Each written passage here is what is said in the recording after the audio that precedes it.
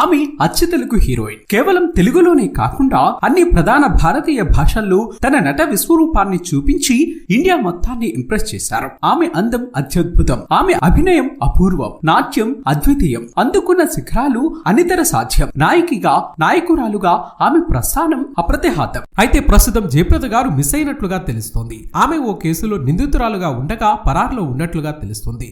ఇంతటి ఫేవ్ క్రేజ్ దక్కించుకున్న ఆమె ఎందుకు పారిపోవాల్సి వచ్చింది, అసలు ఆ కేసేంటి వంటి పూర్తి వివరాలు ఇప్పుడు మనం తెలుసుకుందాం. ఈ నేపథ్యంలో జయప్రద గారి గురించి ఎన్నో ఆసక్తికర విషయాలు ఈ వీడియోలో తెలియచేయడం జరిగింది. వీడియో చాలా ఇంట్రెస్టింగ్ గా ఉంటుంది.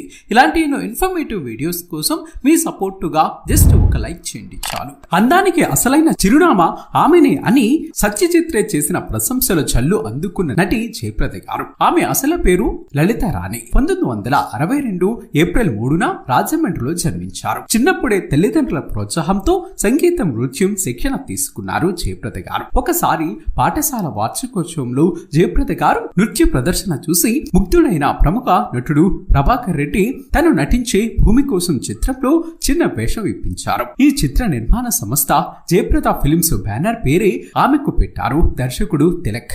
అప్పటి నుంచి లలిత రాణి కాస్త జయప్రదగా మారింది. తండ్రి కృష్ణారావు ఫిలిం ఫైనాన్సర్ గా ఉండేవారు. తల్లి నీలవేణి గృహిణి.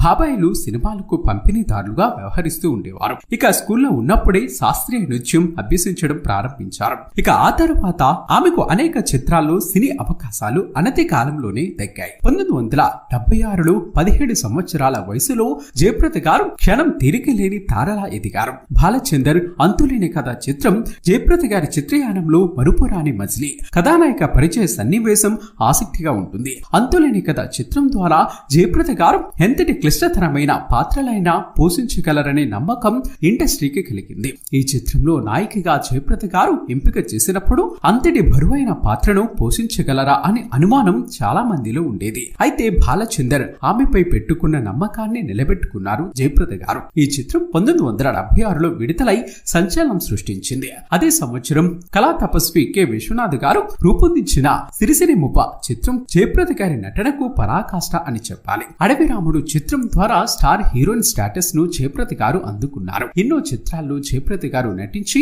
ఎంతగానో రంజింపజేశారు. తెలుగులో దాదాపు అప్పటి అగ్ర కథానాయకుల అందరితో కలిసి నటించారు జయప్రద గారు. ముఖ్యంగా ఎన్టీఆర్ జయప్రద కాంబినేషన్ అదుర్స్ అన్నంతగా మాస్ ప్రేక్షకుల నీరాజనాలు అందుకున్నారు. అమితాబ్, జితేంద్ర, ధర్మేంద్ర వంటి అగ్ర హీరోలతో నటించి అక్కడ తన అందం, అభినయంతో ప్రేక్షకులను ఆకట్టుకున్నారు. దాదాపు 8 భాషల్లో తన అందం, అభినయంతో ముగ్ధులను చేశారు జయప్రద గారు. 1986లో నిర్మాత శ్రీకాంత్ నెహతాను జయప్రద గారు పెళ్లి చేసుకున్నారు. ఆయనకు అప్పటికే పెళ్లై 3 పిల్లలు ఉన్నారు. కానీ జయప్రద గారికి పెళ్లైనా పిల్లలు మాత్రం కలగలేదు. దాంతో తన చెల్లెల కుమారుడు సిద్ధార్థను దత్తత తీసుకున్నారు. దత్తత తీసుకుని కన్నబిడ్డ కన్నా మిన్నగా పెంచి పెద్ద చేశారు. జయప్రద గారి కొడుకు సిద్ధును హీరోగా పరిచయం చేస్తూ తమిళంలో జయప్రద గారు చిత్ర నిర్మాణం చేపట్టారు. సిద్ధు అసలు పేరు సిద్ధార్థ్. ఊరే ఊరే చిత్రం ద్వారా హీరోగా రంగప్రవేశం చేసిన సిద్ధు ఈ సినిమాలో హన్షిక హీరోనిగా నటించారు. ఈ చిత్రం original version Vikram Kumar direction లో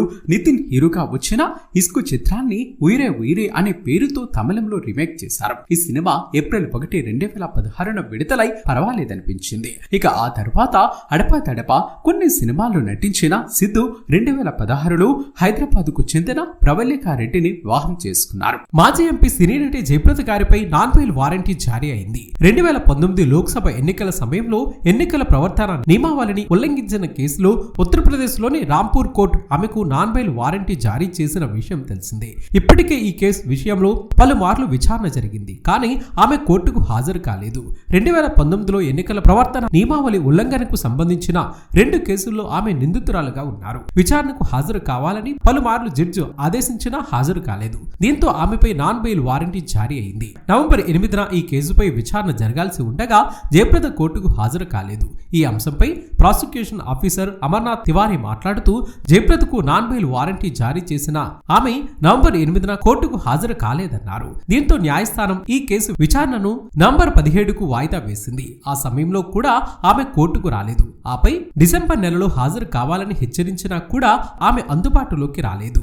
ఈ విషయాన్ని కోర్టు సీరియస్ గా పరిగణలోకి తీసుకుంది. జనవరి 10లోగా ఆమెను కోర్టు ముందు ప్రవేశపెట్టాలని పోలీసులను ఆదేశించింది. దీంతో రాంపూర్ ఎస్పీ ఆమెను వెతకడానికి వెతకడానికి ప్రత్యేక టీంను ఏర్పాటు చేశారు. అయితే ఆ బృందం కూడా ఆమె ఆచూకీ కనిపెట్టలేకపోతుంది. ప్రస్తుతం ఆమె ఎక్కడ ఉన్నారో తెలియడం లేదు. జయప్రద కోసం పోలీసులు ముమ్మరంగా వెదిగే పనిలో ఉన్నారు. అసలు కేసు ఏంటి వంటి విషయానికి వస్తే 2019 లోక్సభ ఎన్నికల్లో జయప్రద గారు బీజేపీ తరపున రాంపూర్ నుంచి బరిలో దిగారు. ఆ సమయంలో ఎన్నికల కోడ్ అమల్లోకి వచ్చిన తర్వాత ఆమె ఓ రోడ్డును ప్రారంభించడంతో స్వారీ పోలీస్ స్టేషన్ లో కేసు నమోదైంది. అప్పటి నుంచి కేసు రాంపూర్ లోని ఎంపీ ఎమ్మెల్యే కోర్టులో పెండింగ్ లో ఉంది. వ్యక్తిగతంగా హాజరు కావాలని కోర్టు ఆదేశించినా ఆమె రాకపోవడంతో 4 బెయిల్ వారెంటీ జారీ అయింది. ఏది ఏమైనా జయప్రద గారు సినిమా రంగంలో, రాజకీయ రంగంలో, సేవా రంగంలో మరింత గొప్ప కీర్తి ప్రతిష్టలు అందుకోవాలని మనస్ఫూర్తిగా కోరుకుందాం. మరి జయప్రద గారి నటన మీకు ఇష్టమైతే ఈ వీడియోను తప్పక లైక్ చేయండి ఫ్రెండ్స్.